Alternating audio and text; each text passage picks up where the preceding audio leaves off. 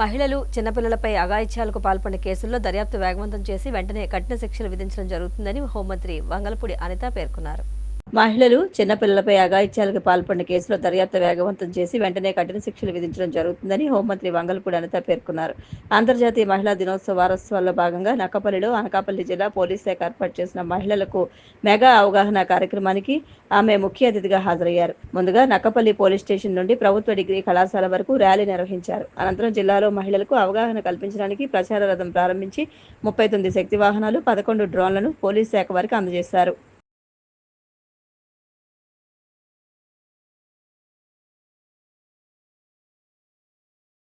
మహిళలకి అదేవిధంగా చిన్నపిల్లల రక్షణ ధ్యేయంగా ఈరోజు ఏదైతే యువత చెడుదారిని పడి డ్రగ్స్ గంజాయి బారిన పడి ఇబ్బందులకు గురవడమే కాకుండా తమ జీవితాలను నాశనం చేసుకుంటున్నారు, వాళ్ళందరికీ కూడా మంచి దారి చూపించడానికి గంజాయి మీద డ్రగ్స్ మీద ఉక్కుపాదం మోపడానికి ఈరోజు ఎన్డీఏ గవర్నమెంట్ అధికారంలోకి వచ్చిన దగ్గర నుంచి కూడా గౌరవ ముఖ్యమంత్రి గారి ఆదేశాల మేరకు పోలీస్ డిపార్ట్మెంట్ ప్రతినిత్యం కూడా ప్రజా సంక్షేమ ధ్యేయంగా పనిచేస్తూ ప్రతినిత్యం కూడా మహిళా సంరక్షణ మహిళా రక్షణ బాధ్యతగా పనిచేస్తూ ఈ రోజు మీ అందరి దగ్గరికి కూడా అనేకమైన అవేర్నెస్ ప్రోగ్రామ్స్ కండక్ట్ చేస్తూ మనందరిలోని కూడా ఒక నమ్మకాన్ని ధైర్యాన్ని కల్పించడానికి ఈ రోజు పోలీస్ డిపార్ట్మెంట్ మన ముందుకు వచ్చింది.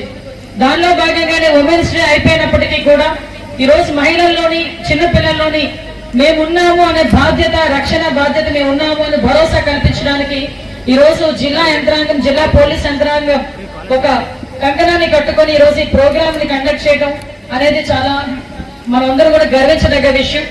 దగ్గర ఈ రోజు ఇందాకే మన డిఐసి గారు కూడా చెప్పారు, 90 ఎకరాలకి 96 ఎకరాలకి పడిపోయింది ఈ రోజు కల్టివేషన్ కూడా.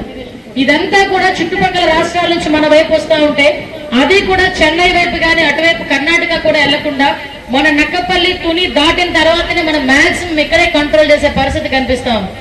అంటే దీని మీద మీ అందరికీ కూడా అవగాహన రావాలి. దొంగవాడికి ఎటువంటి ఎక్కడి నుంచైనా తెచ్చుకుంటాడు, గాంజాయికి అలవాటు పడినవాడు ఎక్కడి నుంచైనా తెచ్చుకుంటాడు. ఇలాంటి క్రమంలో చాలా మంది చిన్న చిన్న పిల్లలు, కాలేజ్ చదువుకునే పిల్లలే టార్గెట్ అయిపోతున్నారు. ఎందుకంటే వాళ్ళకి చిన్న చిన్న ఎమోషన్స్ ని కంట్రోల్ చేసుకునే కెపాసిటీ ఉండదు.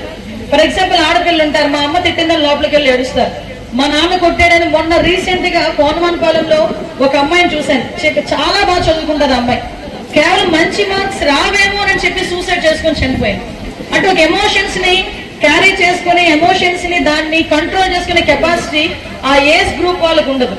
దెన్ వెంటనే ఎవరైనా ఒక చిన్నది వాళ్ళు ఆఫర్ చేస్తే దాంట్లో ఏదో వాళ్ళకి ఆ మత్తులో ఏదో ఆనందం ఉందనే ఉద్దేశంతో వాళ్ళు తీసుకుంటారు, కొంతమంది ప్యాషనేట్ గా తీసుకుంటారు.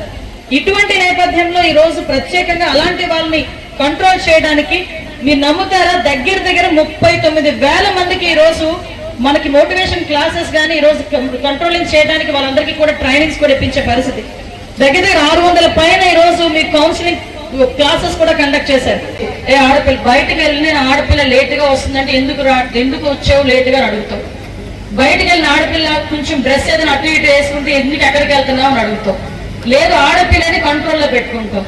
నువ్వు ఆడపిల్లని ఎంత కంట్రోల్లో పెట్టుకుంటావో, తమ్ముళ్ళు తిట్టుకోవద్దు, మీరందరూ నా కొడుకుల వయసులో ఉన్న వాళ్ళు, మగ పిల్లల్ని కూడా అలాగే అడిగే రోజు వచ్చిన రోజు డెఫినెట్ గా ఈ క్రైమ్ అనేది తగ్గింది. వాడు మొబైల్ పట్టుకుని పదే చూస్తుంటే, అరే మొబైల్ ఎందుకు అంత సేపు చూస్తున్నావు, ఏం చూస్తున్నావు అని అడగాలి కదా అమ్మగా నువ్వు. అదే ఆడపిల్లని అడుగుతాం కదా. ఇదే పరిస్థితులు మగపిల్లల్ని ఆడపిల్లల్ని కూడా ఒకే రకంగా కొంత వయసు వచ్చినంత వరకు కూడా మన కంట్రోల్లో పెట్టుకుని మనం పనిచేస్తే కనుక ఎటువంటి ప్రాబ్లము రాదు. ఇంకొకటి కూడా చెప్తున్నా, ప్రతి అమ్మ కూడా వాళ్ళ ఇంట్లో ఒక పోలీసే.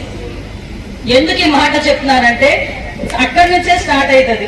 కొడుకు ఏం చేస్తున్నాడు, కూతురు ఏం చేస్తుంది, అవన్నీ కూడా ఫస్ట్ పోలీసింగ్ అమ్మే ఇంట్లో.